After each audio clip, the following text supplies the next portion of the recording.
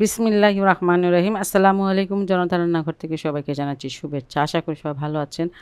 আজকে যে রেসিপিটি করব সেটা একটা বিস্কিটের রেসিপি করব। সেজন্য এখানে 1 কাপ নিয়ে নিয়েছি ময়দা। আটা দিয়ে এটা করা যাবে। 1/3 কাপ দিয়ে দিচ্ছি চিনি, এটা লাল চিনি। আর এখানে 1/3 কাপ দিয়ে দিচ্ছি বাটার। বাটারটা গলিয়ে নিয়েছি। লবণ দিয়ে দিলাম, অল্প একটু মিষ্টি জিনিস অল্প লবণ দিব। আর যদি আপনারা বেশি মিষ্টি খেতে চান তাহলে একটু দিবেন বেশি করে। আর আমি সব কিছু মিশিয়ে নিচ্ছি একসাথে।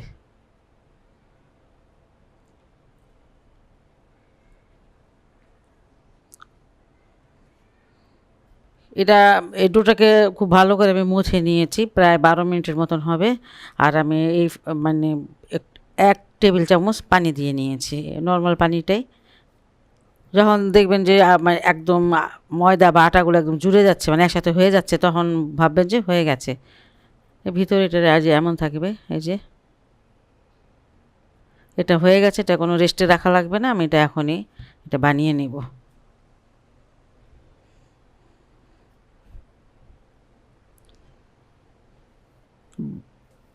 বিস্কিটটা বানাতে চলে আসলাম, আর পুরো ডোটা দিয়ে আমি একটা রুটি মতন করে নিব।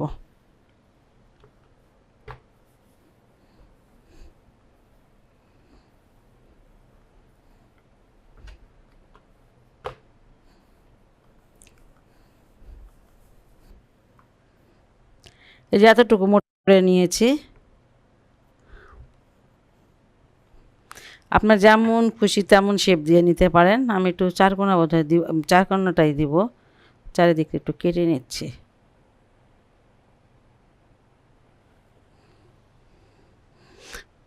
ছোট বড় আপনার পছন্দ অনুসারে বানাবেন।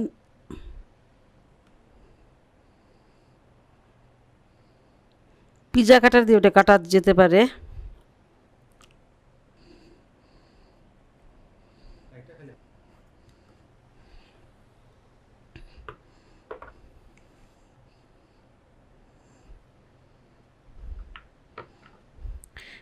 এই ছুরিটার উল্টা দিক থেকে আমি একটু ডিজাইন করে দিচ্ছি।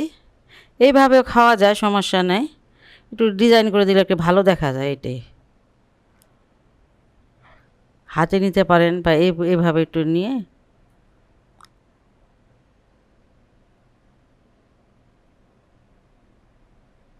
আমি একটা ট্রে নিয়ে নিয়েছি। আর এটাকে তেল বা বাটার দিয়ে ব্রাশ করে নেবেন। আর যদি বাটার পেপার থাকে তাহলে সেটা দিয়ে নিলেও ভালো হয় অনেক। যাই হোক, এবার বিস্কিটগুলো আমি দিয়ে দিচ্ছি, একটু ফাঁক ফাঁক করে দিতে হবে।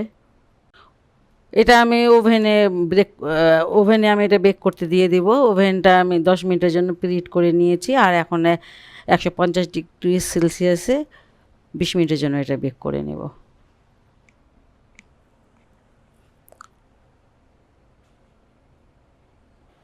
আধা ঘন্টা পর আমি এটাকে নামিয়ে নিলাম, আর বিস্কিটগুলো হয়ে গেছে। বাসায় এটা অবশ্যই ট্রাই করতে পারেন। আর যদি ভালো লাগে রেসিপিটি তাহলে অবশ্যই আমার চ্যানেলকে লাইক কমেন্ট সাবস্ক্রাইব করবেন। সবাই ভালো থাকুন, সুস্থ থাকুন, নিরাপদে থাকুন, এই দোয়া করি। আল্লাহ হাফেজ।